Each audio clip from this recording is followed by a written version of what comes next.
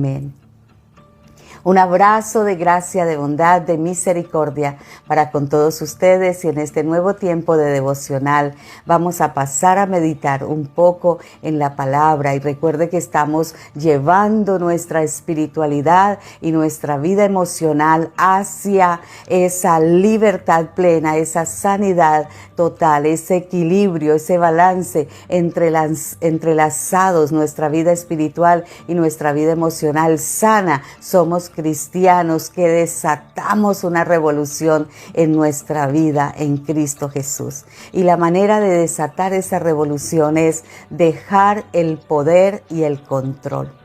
Y esto es uno de los términos muy fuertes para nosotros, porque cuando hablamos de dejar el poder y el control, estamos siempre tendiendo a considerar que nuestra vida espiritual y nuestra vida emocional está porque somos nosotros los que tenemos el control y somos nosotros los que tenemos el poder. Pero hoy lo vamos a ver confrontado en un texto de la Escritura muy sencillo a través de las bienaventuranzas y de todos estos capítulos que quedó registrado el Sermón del Monte. Y si tú estudias el Sermón del Monte, sencillamente el Señor te está diciendo: deja tu control, deja tu poder y deja tu espiritualidad y tu vida emocional en las manos del Señor y anda con Él en lo que recomienda Mateo 6:33.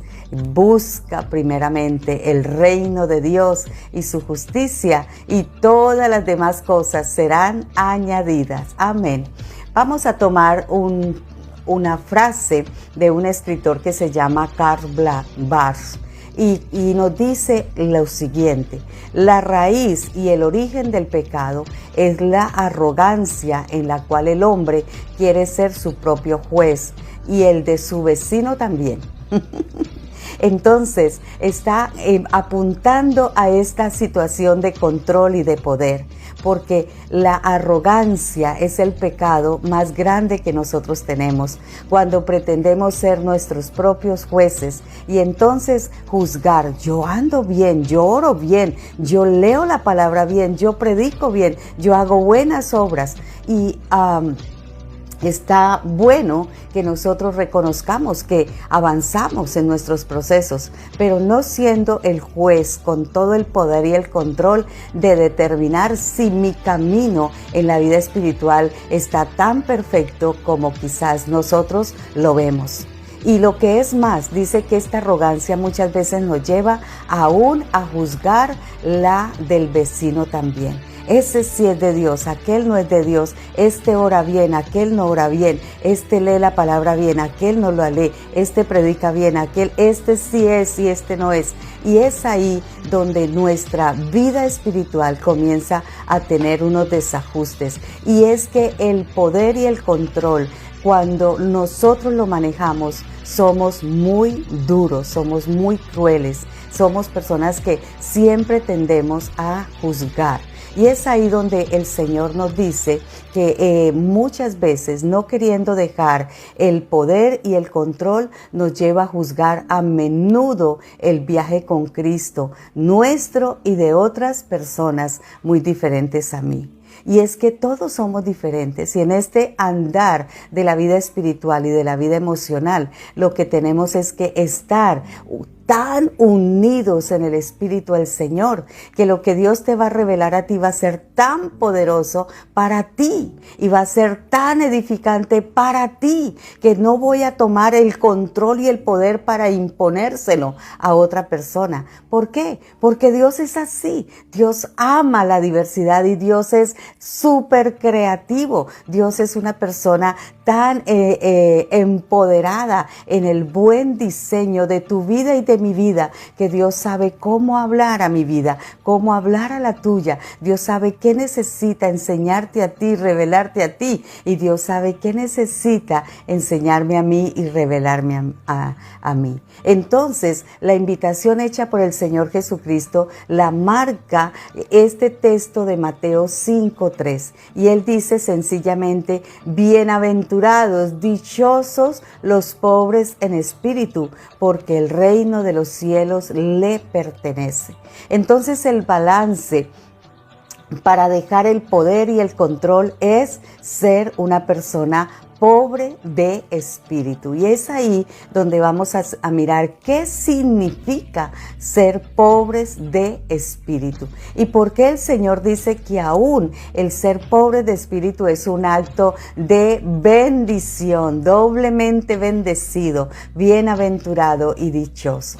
Y es que el ser pobre de espíritu requiere esto: un nivel más grande de rompimiento, un nivel más grande de ruptura, ¿cierto? Porque ser pobres es estar desprendidos y descargados. Ser pobre de espíritu es estar descargado de toda esa ansiedad, de todos esos prejuicios, de todas esas señalamientos, de todos esos argumentos y conceptos, porque así lo dice el Señor. Y voy a tomar una versión de la Biblia Recobro en este pasaje de Mateo 5:3 y dice: ser pobre en espíritu no solo significa ser humilde, sino también desprendido en el espíritu, en lo profundo del ser, sin aferrarse a las cosas viejas de la vieja dispensación, sino descargándose de todo eso para recibir las cosas nuevas, las cosas del reino de los cielos. Entonces, ser pobre es despojarme tanto del poder y del control que muchas veces he tenido en mi espiritualidad, en mi vida emocional, que dejo de darle espacio a la revelación, al conocimiento de Cristo, a las cosas nuevas dispensadas por la vida de Cristo, todo inclusivo en nosotros. Entonces dejamos de tener el espacio suficiente para que el Señor venga y traiga la revelación. ¿Por qué? Porque nuestra falta de pobreza espiritual y nuestro deseo de tener todo el control y todo el poder, de esa arrogancia con la cual decimos: así siempre ha sido mi vida de oración, así siempre ha sido mi vida espiritual, así siempre ha sido mi vida emocional, yo ando bien con el Señor. El Señor dice: no, suéltate, despréndete, descárgate de todas esas cosas y abre un panorama. Como dijéramos en los tiempos modernos, abre tu mente, abre tu espacio de considerar y decir: Dios, todavía no has terminado conmigo, todavía hay más revelación, todavía hay más conocimiento, todavía hay más de Dios para mi vida. Entonces esto nos ayuda a ver que ser pobre de espíritu significa desprendernos y descargarnos de nuestro espíritu, significa no aferrarnos a las cosas viejas, sino descargarnos para recibir las cosas nuevas. Ser pobre de espíritu significa una apreciación más grande para una vida sagrada. Ser pobre de espíritu es, en vez de estar tratando de tener hoy la misma experiencia que ayer, necesitamos acudir al Señor Jesús de nuevo cada día a fin de que experimentemos su nuevo hablar, su nuevo mensaje, su nueva revelación, porque siempre su hablar es nuevo. Siempre lo que el Señor trae es nuevo. Él no trabaja con los modelos antiguos. Moisés tuvo lío con el Señor porque la primera vez fue y le dijo: pégale a la roca, y le pegó a la roca y fue evidente, pero la segunda vez le dijo: háblale a la roca, y él dijo: no, hay que hacerlo con el mismo modelo que mi espíritu tiene, porque se llenó quizás en ese momento de la idea de que su vida espiritual, su relación con Dios era la que había hecho el milagro, y no era eso, era la voz de Dios guiándole en todo lo que tenía que hacer. Por eso aún el apóstol Pablo nos dice en Filipenses 3, 13 y 14, y mira estas palabras tan fuertes: hermanos, yo mismo no considero haberlo ya sido, pero una cosa hago, olvidando lo que queda atrás y extendiéndomelo a lo que está adelante, prosigo a la meta para alcanzar el premio del llamamiento a lo alto que Dios hace en Cristo Jesús. Él dice: ¿sabe qué, hermanos? Yo no pretendo, he corrido la carrera, he terminado muchas cosas en el proceso de Dios en mi vida, pero yo no considero haberlo sido todo. Yo prosigo, me extiendo, miro lo que viene para mí, miro ese premio del llamamiento en Cristo Jesús. Porque es que no solamente las cosas negativas nos detienen en nuestro andar con Cristo, incluso las experiencias positivas de Él que tuvimos en el día de ayer nos preocupan y logran que olvidemos extendernos y proseguir a Cristo cada día en ese caminar. Muchas veces queremos siempre hacer nuestra vida espiritual como ayer, como ayer, como ayer, como ayer. Y el Señor dice, despréndete de esto. Mira, hay cosas para continuar, hay cosas para avanzar. Ser pobre de espíritu es una capacidad profunda para esperar a Dios. Ser pobre de espíritu es estar desesperados por obtener más. Ser pobres de espíritu significa no estar satisfechos con nuestra condición. No debemos pensar que ya lo logramos, ya obtuvimos todo lo que necesitábamos obtener del Señor. No, como vimos en los versículos anteriores, el mismo apóstol Pablo está diciendo que él conocía del Señor, pero anhelaba proseguir, continuaba. ¿Por qué? Porque no consideró que ya lo había alcanzado todo. Pablo siempre fue en pos de Cristo, día a día, añorando saber más, anhelando mayor revelación. Y eso es lo que el Ministerio Pasos de Esperanza anhela, que nosotros alejemos ese legalismo, alejemos esa religiosidad y proseguimos, puesto los ojos en Jesús, el autor y consumador de nuestra fe. Y es ahí donde vamos a ver lo contrario de una iglesia. En Apocalipsis capítulo 3, versículo del 14 al 22, tú lo puedes leer. Y el Señor reprende a la iglesia de la Odisea, porque le dice, tú que dices, yo soy rico, que me he enriquecido y de ninguna cosa tengo necesidad. Y no sabes que eres tú un desventurado, miserable, pobre, ciego y desnudo, dice el versículo 17. ¿Por qué? Porque es que la iglesia de la Odisea pensaba que eran ricos espiritualmente, que no tenían necesidad de nada. Sin embargo, ante los ojos del Señor, su condición era lamentable, desventurada, miserable. Dejaron de buscarlos y estaban satisfechos con todo lo que tenían. Y como resultado se volvieron tibios, dice la Escritura. Entonces puede ser que no hayan sido pecaminosos, pueden ser que no estén cometiendo pecado, pero el Señor no estaba contento plenamente con ellos. Es por eso que el Señor dijo, sé pues celoso y arrepiéntete. Sé pues celoso y arrepiéntete. Necesitamos olvidarnos ciertamente de muchas cosas y decir, yo he tenido experiencias maravillosas con el Señor, pero hay una revolución desatada en mi vida, en esta revelación de Cristo, en esta vida, lejos del legalismo, lejos de la religiosidad, con Cristo. Mirando, conociendo, viviendo y yendo en pos de Él. Por eso el salmista nos anima y nos dice en el Salmo 27:14, pon tu esperanza en el Señor, ten valor, cobra ánimo, pon tu esperanza en el Señor. Y lo ratifica en el Salmo 130, 5 y 6, espero al Señor, lo espero con toda mi alma. En su palabra he puesto mi esperanza. Espero al Señor con toda el alma, más que los centinelas esperan la mañana.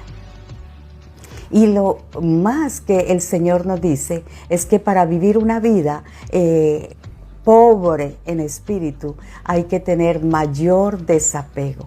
Ser pobres entonces es ser como un niño pequeño. Ser pobres es tener un espíritu como de un niño pequeño. Los niños pequeños son sencillos, los niños pequeños son simples, los niños pequeños dicen, yo no sé, hacer nada solo. Necesito siempre de alguien que me asesore. El niño pequeño siempre está preguntando por qué. El niño pequeño siempre está diciendo, ayúdame, ayúdame, no veo. Entonces eso quiere decir que está necesitado. Y muchas veces nuestra arrogancia nos hace pecar considerando que no necesitamos ya ni de Dios ni de otras personas, que no necesitamos ya de que alguien nos venga a dar un discipulado, a enseñar algo nuevo. ¿Por qué? Porque ya yo me lo sé todo, ya estoy completo. Entonces, cuando somos pobres en el espíritu, reconocemos que no tenemos nada, que quizás no sabemos y que necesitamos saber más, que no podemos hacer nada y que necesitamos de Dios y necesitamos de compañeros del camino que estén con nosotros. Cuando venimos al Señor, cuando venimos a su palabra, no venimos con el intelecto, no venimos con el seminario bíblico en la mente, no venimos con la brillantez de la comprensión de lectura, no venimos con esa espiritualidad elevada, con esa habilidad excelente de hacer una disertación bíblica. No. En lugar de eso venimos hambrientos, venimos abiertos, venimos reconociendo que tenemos necesidad de Dios y que estamos listos, pero para recibir, estamos listos para que Él nos hable, estamos listos para que Él suministre ese evangelio, esas buenas nuevas, esa palabra, esa revelación, ese conocimiento. Por eso en el mismo libro de Mateo, capítulo 11, el Señor Jesús le predicó el evangelio a las ciudades de Corazín, de Betsaida, de Capernaum, y allí lo rechazaron. Entonces luego en los versículos 25 y 26 Él le dice, te enaltezco, Padre, Señor del cielo y de la tierra, porque escondiste estas cosas de los de Corazín, Betsaida, Capernaum, de los arrogantes, de los que rechazan tu palabra, de los que dejan de oír tu voz, y las escondiste a los sabios y a los entendidos, pero las revelas a los niños. Sí, Padre, porque así te agradó. Entonces estos versículos muestran que el Padre esconde algunas cosas, ya sea que el Padre no nos las revele o las esconda, depende del tipo de persona que seamos. Depende de si nosotros nos consideramos sabios, entendidos, entonces es posible que leamos la Biblia sin realmente ver algo, ¿cierto? Pero si acudimos a la palabra como niños, reconociendo que nosotros mismos necesitamos tanto de Dios, entonces el Señor nos bendecirá y revelará cosas en su palabra. Qué bueno que podamos orar y le digamos, Padre, hazme de ese tipo de persona, la cual deseas que tú reveles cosas en tu palabra. Nunca permitas, Dios, que me considere tan sabio y entendido que no anhele tu revelación. Señor, muéstrame mi verdadera condición y que yo pueda venir a tu palabra en tal pobreza de espíritu que tú te puedas glorificar en mi vida. Amén. Esa es una buena necesidad de un hombre, de una mujer con una vida espiritual saludable, una vida emocional saludable. Necesito de Dios en todo tiempo.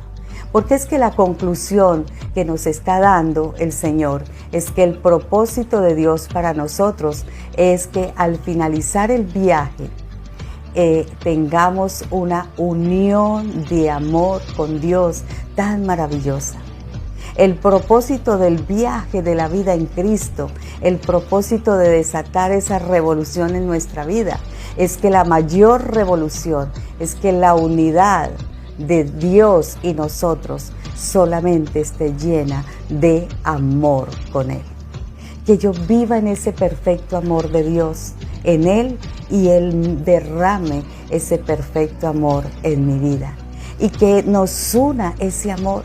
No nos una la ley que hay que cumplir, no nos una la norma que está impuesta, nos una ese amor incondicional, ese anhelo de vivir en Él, de conocerle a Él, de estar en Él, de vaciarnos, de desocuparnos, de abandonar, de desatarnos de ese poder y de ese control y dejarle todo en las manos de Él. Que si me da mucho, amén. Que si me da poco, anhelaría más, sencillamente más, porque tengo hambre y sed de Dios. Bendito es el nombre de nuestro Dios. Qué bueno que hayas estado con nosotros en este tiempo de discipulado. Que siempre la gracia de Dios esté contigo, es nuestro anhelo. Amén.